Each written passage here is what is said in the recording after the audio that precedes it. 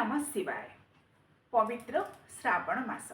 यही पवित्रतम श्रावण मासरे शिव शंभु शंकर को जल लगी कर संतुष्ट करने लगी थाए काउड़िया मानकर भिड़। तेबे आसतु ये भिडियोटे जानिबा कहीं श्रावण मासरे देवदेव महादेव को जलाभिषेक करा जाए। काउड़िया भक्त बा जहाँ को आम आधुनिक जुगे बोलबम बोली कहू से कहीं जल लगी करती कौन रही यार महत्व एवं जो बोलबम परंपरा यह केबेठारु आसीछि काहेकि आसीछि कौन रही यार महत्व ए संपर्क में आसतु सविशेष भाव जानिबा। पवित्र श्रावण मास पुराण मानकरे जहाँ कहुଯାଇଛି आमर समुद्र मंथन समय जेतेबेले अमृत एवं हलाहल विष बाहरी सही विष को देवदेव महादेव सृष्टिर कल्याण उद्देश्य पान करथिले।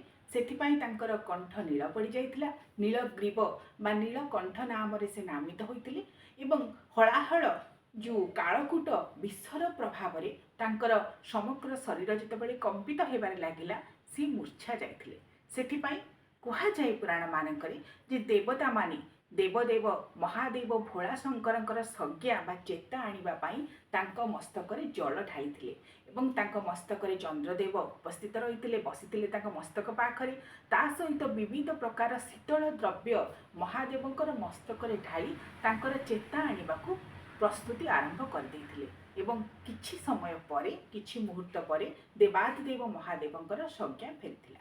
तेणु पौराणिक आख्यायिका अनुଯାयी सेही कथा को आधार करी पवित्र श्रावण मासरे देवादिदेव महादेव जेहेतु यही समय श्रावण मासरे ही होइतिला सेथिपाई श्रावण मास सारा प्रायतः प्रत्येक सोमवार मानकरे 4टी बा 5टी सोमवार पड़े।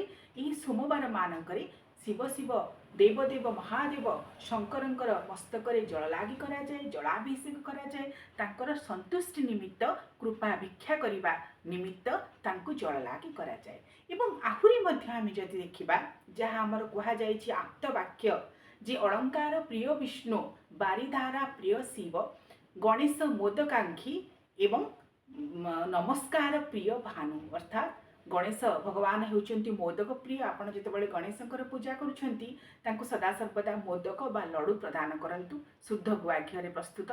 एवं जेतेबेले सूर्य नमस्कार करूछंती सकाळे प्रातः समय स्नान परे आमर सूर्य नमस्कार करिवार सूर्य को जल देवार विधि रही सी जलदान द्वारा एवं नमस्कार द्वारा संतुष्ट मध्य होइथांती।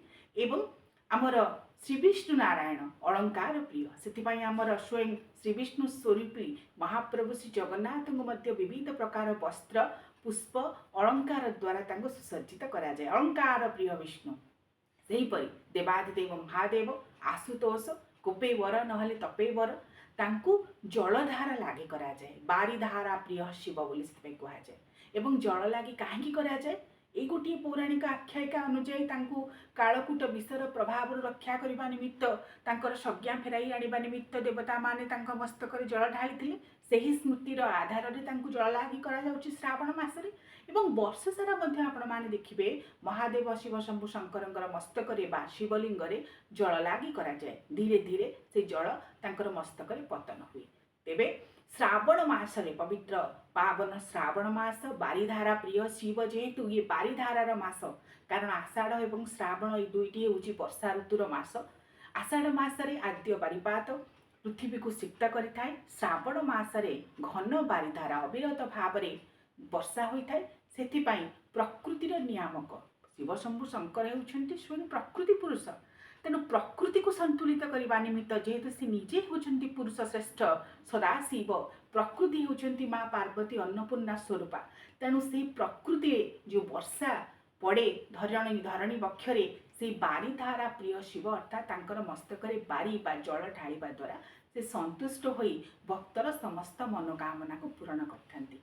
आपण देखिबे जिते सब मंदिर देवालय मानकर शिवलिंग रही सेठी तार तले गोटे शक्ति पीठिका रही। ये हूँ सृष्टिर निरंतर प्रक्रिया शक्ति और शिवंकर ये जो संतुलित भाव निरंतर प्रक्रिया द्वारा ये सृष्टि संचालित होता है। सृष्टिर स्थिति रही है एवं सृष्टिर संहार क्रिया समापित होता है। सेथिपाई जितेबाला शिवलिंगंकर आपण पूजा करती से शक्ति पीठिका उपर से जल शिवलिंग दे से धार धार हो बढ़ जाए। तेणु शक्ति और शिव को संतुष्ट करने निमित्त ଜଳ ଲାଗି କରାଯାଏ। ପଞ୍ଚାମୃତରେ ମଧ୍ୟ ଅଭିଷେକ କରାଯାଏ। ଗଙ୍ଗା ଜଳ ତା ସହିତ କ୍ଷୀର, ଦହି, ଘିଅ, ମହୁ, ଶର୍କରା ଏସବୁକୁ ଦେଇ ଦେବାଦେବ ମହାଦେବଙ୍କୁ ସନ୍ତୁଷ୍ଟ କରିବା ନିମିତ୍ତ ବିଶେଷ ଭାବରେ ଶ୍ରାବଣ ମାସ ସାରା ଏବଂ ଶ୍ରାବଣ ମାସର ପ୍ରତ୍ୟେକଟି ସୋମବାର ମାନଙ୍କରେ ଜଳ ଲାଗି କରିବାର, ରୁଦ୍ରାଭିଷେକ କରିବାର ବିଧି ଆମର ଶାସ୍ତ୍ରୀୟ ଧାରାରେ ରହିଛି। ଏବଂ ସେଇ କଥାର ଭିତ୍ତିରେ, ସେଇ କଥାକୁ ଆଧାର କରି ଯେଉଁମାନେ କାଉଡ଼ିଆ ସେବକ ବା ଯାହାଙ୍କୁ ଆମେ ବୋଲବମ୍ ବୋଲି କହୁଛେ, ସେମାନେ ଜଳ ଲାଗି କରିଥାନ୍ତି। ଶିବ ଶମ୍ଭୁ ଶଙ୍କରଙ୍କର ମସ୍ତକରେ ଜଳ ଲାଗି କରି ତାଙ୍କର କୃପା ଭିକ୍ଷା କରିଥାନ୍ତି।